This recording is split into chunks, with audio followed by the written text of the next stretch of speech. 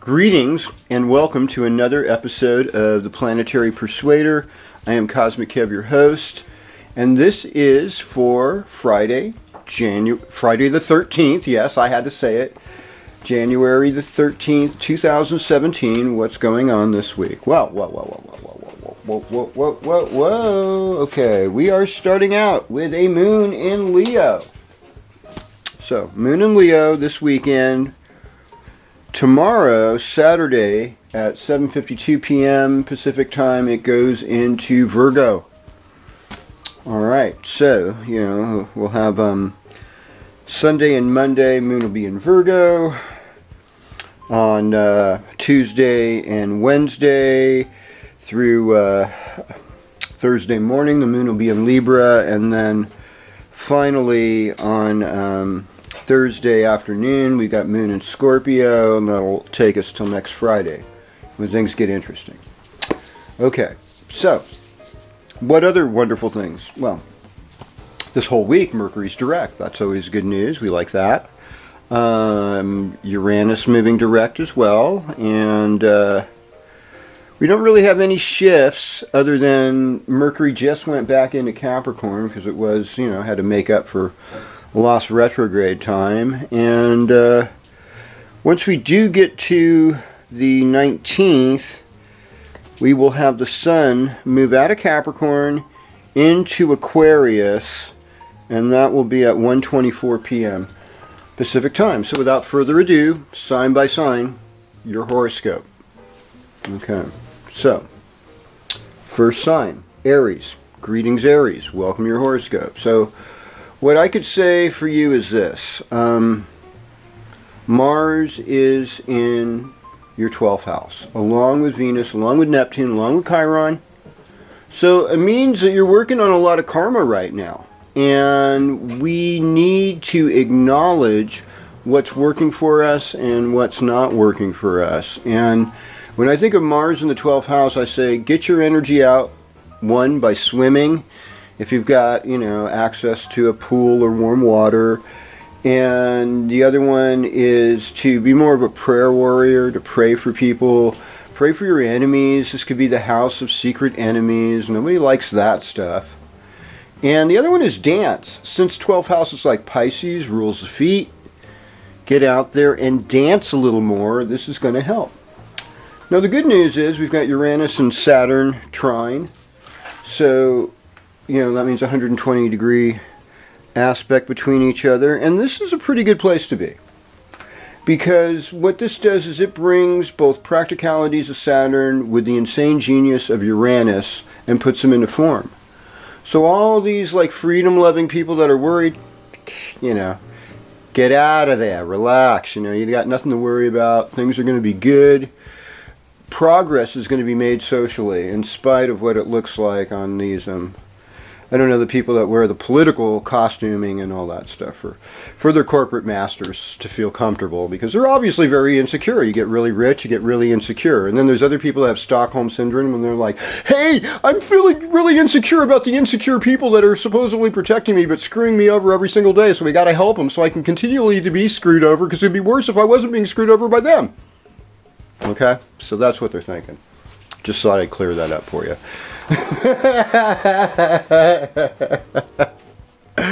Greetings, Taurus, and welcome to your horoscope. So, okay, what do you think? Capricorn time's a good time. So this is sort of like a grand finale week of good timing it for you. And what is the good time about this? Well, it's a ninth house transit. And so in the ninth house, we see higher education, we see exotic trips, travel, ooh, and going a higher way, being lucky, being fortunate, knowing that you're blessed, and using your spirituality to help others in a generous way. These are some of the things. Foreign languages, that's another one. Putting yourself in situations that might be unusual, but they end up being to your benefit. So, vive la différence is what we say. And so for Taurus, yes, this has been a good time for good fortune. Okay, so the 11th house is ruled by Pisces, right? Bum, bum, bum, bum, bum. Okay, what do we got there? We got Neptune, Venus, Mars, Chiron. Yeah, we got this little party, South Node. Yeah, big party going on in your life. So there's your social life and the world of friends is kind of in a pretty much a tailspin. There's a whole bunch of crazy little things happening, and everyone has a different opinion on what to do about it, what not to do about it. The main thing when you have like a cluster like that in the 11th house is to prepare for the future in a practical way. Welcome people that look like they know what they're doing and can be a valuable asset in preparing and surviving for the future. That's a nice thing. And it's good for creative projects with groups too as well. Hello, Gemini, and welcome to your horoscope. Now, you got this reputation for being good at looking at both sides of the story. And, you're hard to pin down on the good side, being able to embrace your dark side, understand the shadow. That's a beautiful thing, because really, we need more compassion. We need less of that us and them kind of thinking. So, that part I love you. But the other part is the lack of commitment when you're needed. And you're, I just changed my mind about something. That's not very nice. Now, right now, other people got the power because this transit is in your 8th house. Ooh. And even in partnership issues, people that are normally you're in love with and stuff, they're like, hey, man, we got to get serious about these things. We can't just like goof around anymore. And so, you're a little worried about that. I mean, now the good thing is that things are going to break through by the time we get to the end of Thursday. Sun will be in Aquarius, and, things are going to start to crystallize and break away, and you'll really be happy with next week's horoscope. In the meantime, keep treading water and making up for what you lost during Mercury retrograde. All right. I could have said more, but I'm not going to. You know why? Because I'm going to say a lot for Cancer. Greetings, Cancer. Welcome to your horoscope. So, we had the moon yesterday, I believe it was. We had that big old fat full moon in your first house, in your sign. And so now we're in this waning moon period where we're letting all our relations work better, and we're putting ourselves in a position where we finalize things that help us balance our life between career and family. And if you're like me in the sandwich generation, it could be a delicate balance there. Sandwich generation, they're always eating sandwiches. You find out what that means later on. It's something different besides eating sandwiches. Okay. So, the nice news for you, Cancer, is that you've got all these reasons to devote yourself to spiritual enlightenment right now. And that would be the five planets in Pisces. Okay, that's all in your 9th house. That's all higher education, foreign travel, spiritual development, taking risk, going into places that are completely unknown, but reaping a benefit, benefiting others, exploring your generosity more, and learning to understand things that you never were able to understand before. Getting deeper into whatever it is that your expertise is. That's some of the gifts coming to you. Here's the other thing. This is the last week of that romance, that with Pluto and Mercury and the Sun all in your 7th house. So there's this reason, let's just transform our relationship and communicate about sweet things so we can be in our heart space and have a really good time, because that's what we want. And but at the same time, you kind of have to work on health issues, because we got this Saturn in your 6th house, and eventually it's going to be knocking on the door of your 7th by next year and later. So I wouldn't be too overconfident in any of this, but hang in there, bring a lot of love. Thursday will be a good day for you, no doubt. Okay, so hello Leo, and welcome to your horoscope. So I imagine that today we're probably going from like a Pushya moon to an Alesha moon in Vedic astrology. So this is the beginning of a good weekend. I kind of sense that. And when you have the beginning of Friday night start on that Leo Virgo cusp, Saturday night, that's going to be a really fun Saturday night, there's no doubt. And Friday night's not going to be too bad either. We got, there's no real aspects, but Saturday looks like a blast. Saturday looks like a good time, all in all.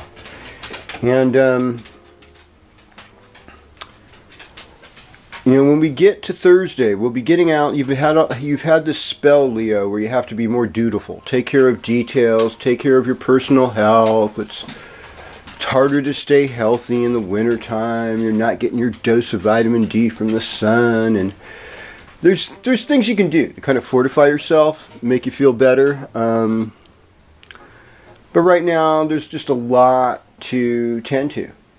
And so you're in that space where you're tending to things. Okay, so when the sun does go into your 7th house, though, on Thursday, there's going to be this kind of karmic relief, and you'll be like in the eye of the hurricane, where everything's sort of calm for a while, and you'll be in the outside looking in, and things are going to be really nice for that next 4.5 weeks after this week. But in the meanwhile, in this week, do good works. Help others with charitable causes. Be more of a team player. Don't be like my way or the highway. Says, well, what way do you enjoy doing this? And we can work with this. There's many ways. I think if we use our joy as a motivating factor for leading us to efficiency, I think the two can be compatible and harmonious. And so we have to find a way to integrate those. Increase our productivity through lots of love. Well, hello Virgo, and welcome to your horoscope. So Capricorn time is a gas for Virgos, because it's 5th house. 5th house opens up your heart. It's about love affairs, your children, creative expression, and then get this, there's 5 planets in your 7th house, which could also be love affairs. It's marriage and engagements and peacemaking and lovemaking and positive interfacing. It's going to be wild, and in a way, it's going to be hard not to enjoy yourself with love, with the amour. And I think appreciation, that's where it all begins, being thankful for what you've got. I'm thankful for you that you tuned in today. Mercury is direct in your 5th house, so it's a good time for making up creative stories. And Sun's going to move into your 6th house next week, so it's like the end of the week, do more things to help yourself be physical, help yourself go. And I think when it comes to people confronting you about stuff, just practice defenselessness. It's like, wow, well, I could see how you might think that. They never expect you to say that. Hello, Libra. Welcome to your horoscope. So Capricorn time is sort of like this more tense time with you and your family and your mother and your parents, and just trying to figure out household domestic duties, how to make them work. I was in one restaurant today, and the roof just started leaking today, and it was like, and it's here in Northern California. It's raining. There's been cold rains where it's been in the 40s and 30s a lot, and sometimes even colder and frosty. And you know, and there's snow in the foothills and that, and it's happened a lot. We had the wettest fall in 32 years, which is badly needed, but you know, it gets old. We like a little bit of sunshine. We like a little more sunshine than they do in Seattle and Portland, okay? That's basically it. You people down in the Dixie part of Oregon, same deal. You're like us. You know, you want more sunshine, you like the hot days, it's good. Okay. So Libra, you know, you got Jupiter enhancing your life. You've got Uranus creating kind of weird stuff. If it's fun, kinky things with your spouse, I mean, that's great. That's about as good as it can be. But if it's their erratic spending behavior or their new friend they invite to stay with you, it's like, oh my gosh, get me out of this situation right away. Okay? So, you know, you're dealing with family. Try to be sweet and diplomatic. On the other hand, there's all these other planets in your 6th house, so you're dealing with health issues too. So it may not be as easy to stay healthy as it has been for you because you got a lot of tension. And also when there's a lot of planets in the 6th house, it's like, oh, your pets might be sick. There's like a charitable cause you might be part of, or getting a team of some sort together. And there's all this kind of busy work, service work, and detail work. And it can be pretty hard. It can be relatively tamasic, you know, destructive. Unless you're patient. Unless you do just real small practical things with a lot of love. And then it'll probably get a little better. That's what I think. Hey, hi Scorpio. Scorpio, welcome to your horoscope. So, let's have a little Mars talk. Let's talk about the stellium in your 5th house right now. So if you're a Scorpio, and I mean, all this stuff started around the 2nd of January or so when Venus moved into Pisces, along with Neptune, and then Mars is there too. And so it's just like at this point, there's this feeling like I've got to be creative. I've got to be a better lover. I've got to be more generous and loving towards my children. I'm making all these reformations, all this energy's in the 5th house. But you know, Scorpio, your key phrase is I create, and so you're known for creative energy. 5th house is about creative expression, so this is where you need to do it. It's like ground zero. And even hobbies like working with your hands, even that's playing guitar or piano or musical instrument, perhaps writing, you know, you're on the keyboard there doing stuff, painting, ceramics, whatever your art is, Scorpio, that art is being enhanced by Mercury, Sun, and Pluto in Capricorn. So there's this thing, it's like Scorpio. The message this week is create, create, and create. And by the end of the week, Moon's going to be in your sign. You're going to be all happy and cheery. And everyone's glad to see you. And Aquarius time, you know, you have to take care of business at home. Well, hello Sagittarius, and welcome to your horoscope. So, now Jupiter in Libra is about your 11th house. You know, 11th house is fortunate friend. So basically, year of the rooster should be a good year for most of it, at least the first part of it, for most Sagittarians. Now all these planets in the 4th house, you know, of your home life, of your ancestors. Really, a lot of Sagittarians going to be looking up their ancestors, finding out their genealogy, taking one of those DNA tests, finding out they were Jewish and always hating Jewish people all along. You hate yourself! Let me tell you something. That self-hate is the worst. You know, that's what, right? Isn't that what Uncle Shecky would say, right? You know, or you'll find out that you're black and you don't like black people. I mean, you know, it's great. It's because we're all one. You know, we're all related. And that's what we're learning here. So for you, having Saturn in the 1st house now for quite a while, and this is going to be the last really impactful year of it for you. I think the thing is to work on respecting the limits that nature has. You know, because Sagittarius is part human, part animal in nature. And Saturn's kind of like the stop sign, that stops us. So a lot of this is about what is, and Jupiter is about expanding in spiritual nature. So we need to look at our spiritual relationship to plants, animals, the water, air, earth, natural world, and to bring it in balance, even if it's like the hardest thing in the world to do. Because Saturn's really big on that. This is the hardest thing you're ever going to do.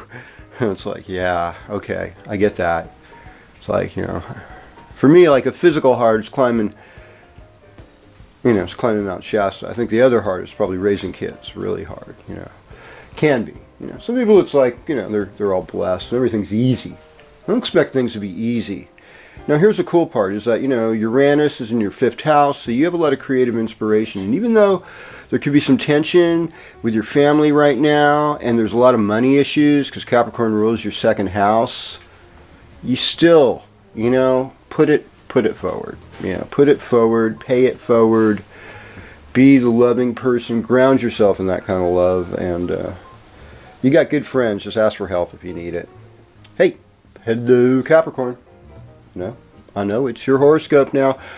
So happy birthday for all you Capricorns, your last week. Most of you born on the 19th are Capricorns, even though it does go into Aquarius this year. So babies born in the afternoon, after 1:30 or something, are going to be mostly Aquarians on Thursday the 19th. Okay, so here we go.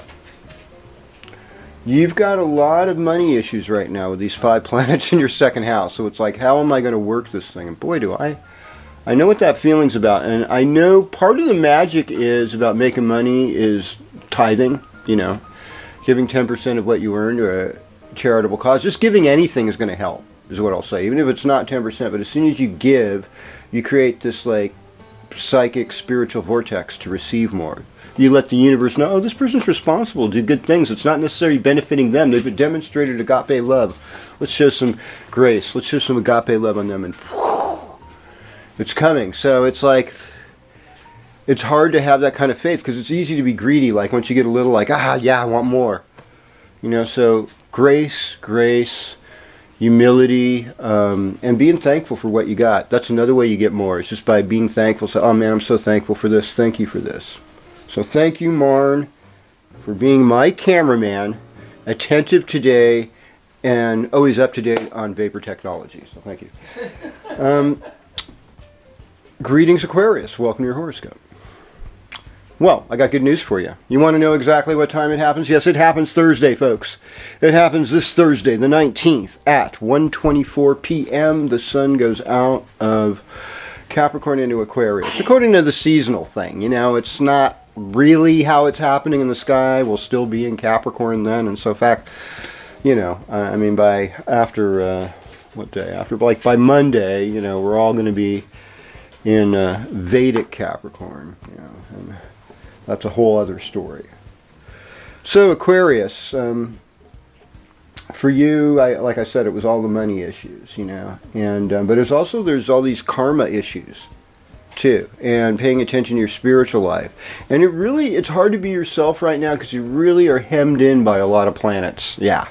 So you got this tension like, oh, I can't go there. Oh, I can't go there, and it's like, Om Namah Shivaya, you have to, or Om Ganapatri, Om, Om Ganapati Namah, you have to have this kind of clearing of obstacles, this meditation, bring forth peace, bring forth more justice in your life. Uranus is cooking up a storm, and so is Saturn, and you just have to go, this is just temporary.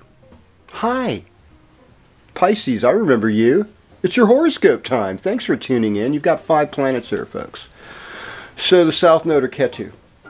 You've got instinct from past life accumulated knowledge that's motivating you. Venus, the desire for love and to be creative and having a creative impact in the world is great. Mars, you want to get rid of evil. You want to have a backbone. You want to enjoy your lust and your physical vitality.